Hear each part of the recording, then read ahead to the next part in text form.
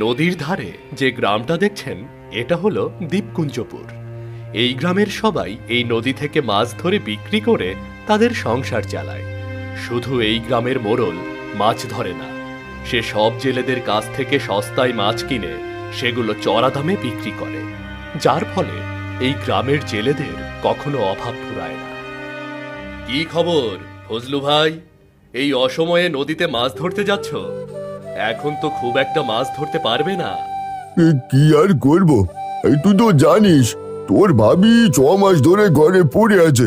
বেশি টাকাও জোগাড় করতে পারছি না, ভালো করে চিকিৎসাও দিতে পারছি না। ওকে সেবা যত্ন করে যে সময় পাই তখনই মাছ ধরতে আসি। ভাই, আমাদের মতো গরিবদের কপালে এর চেয়ে বেশি সুখ মনে হয় লেখা নেই।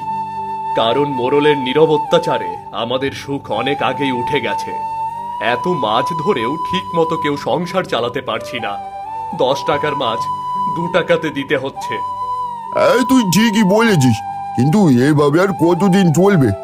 এবার গ্রামের সবাইকে একত্রিত হতে হবে, তারপর সবাই মিলে অন্য কোথাও মাছ বিক্রির ব্যবস্থা করতে হবে। তা না হলে আমাদের এই অভাব কোনোদিনও যাবে না।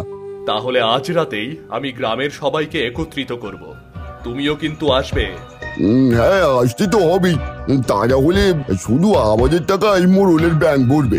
ঠিক আছে, ঠিক আছে, তাহলে তুমি এবার যাও, আর রাতে ঠিক সময় চলে এসো, কেমন? হ্যাঁ হ্যাঁ, আসবো।